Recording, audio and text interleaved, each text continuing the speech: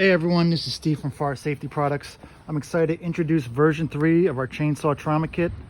The kit is still made in America, but this time we've partnered with the great talents over at Atlas 46 for the manufacture of the pouch.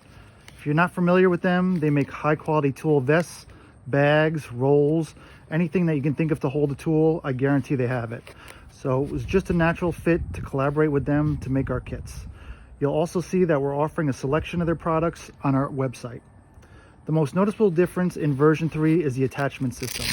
We've now gone with Atlas 46's AIM system, which is much easier for attaching the kit and moving it maybe from chaps to saw pants or just to take the kit with you by itself.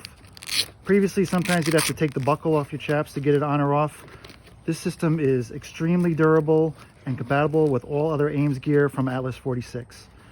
While still set up for one-handed operation, minor updates include a metal D-ring on the strap as opposed to a plastic one.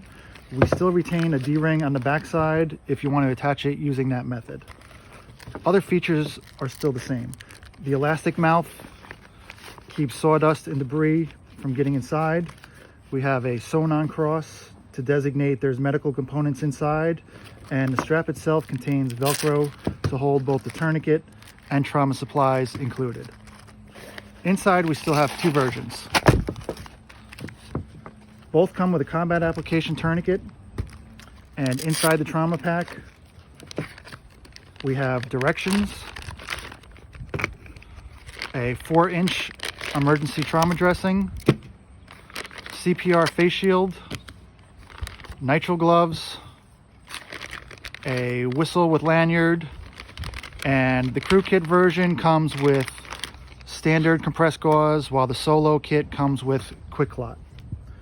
We hope these improvements are beneficial to you. Feel free to contact us with any feedback you have. Thanks for watching.